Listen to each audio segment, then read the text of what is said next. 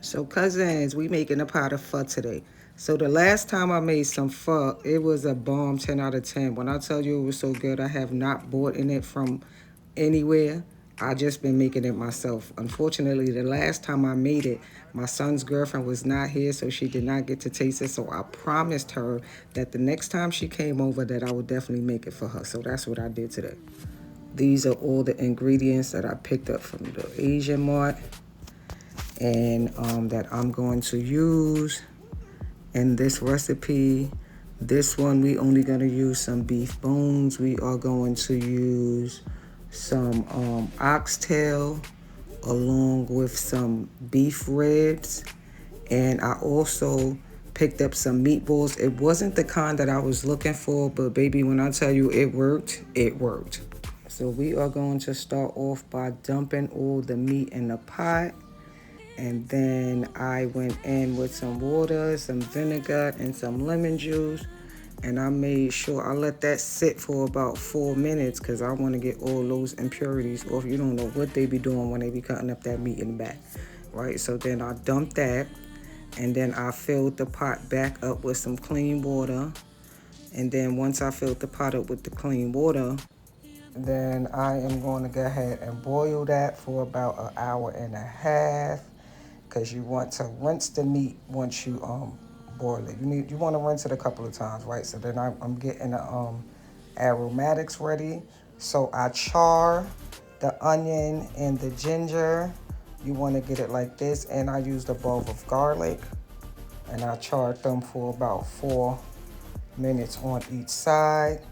And so this seasoning pack that I got is different from the one that I usually use. This one was actually missing like fennel seeds and another dry herb that I can't really put my finger on. But nevertheless, it still did what it needed to do. Like it was still a bomb 10 out of 10, right? So once I did, I toasted that and it became fragrant. Then I started to add them to the pouch that came with the seasonings. So once I added everything to the pouch, then you want to go ahead and pull that string so you can secure the seasonings inside the pouch, and just to assure that nothing falls out when you throw it in there. So now this has been cooking for about an hour and a half. So I went ahead and I got rid of that nasty water, rinsed off my meat really well. I cleaned that pot out, and then I filled her back up with some water. And now it's time to add the charred aromatics. And once we got all of that, and then we went in with some green onion, we went in with some white sugar, some salt, and some MSG.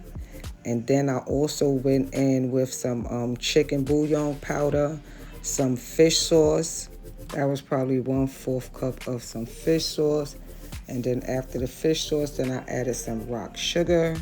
And then I went ahead and covered that up and let her boil for about an hour. Then I took out the onions and the ginger and the bag because you don't want to keep the bag in there too long.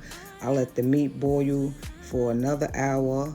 And then after it boiled, I went ahead and I added my meatballs to the pot.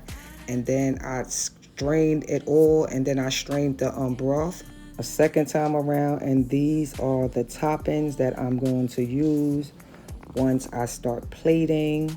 You can use whatever toppings of your choice. So I got some jalapenos, some culantro, some green onions, some cilantro, some red onions, and some bean sprouts. So now I went on ahead and put in a rib, and then I used some oxtail, and then I went in with the meatballs. Started adding my toppings on top. And then once I got all the toppings that I wanted on top, then I am going to go in with the broth. The broth is really hot. It's gonna cover everything. I started with all my sauces, some hoisin, some sriracha, and some I forgot what that is. Yeah, chili oil. Then I went in with some green onions and some Thai basil. I squeezed some lime on the top, and baby, when I tell you I put my whole foot in this soup, my son's girlfriend came up here like, oh my God, that was better than the restaurants. All right, bye.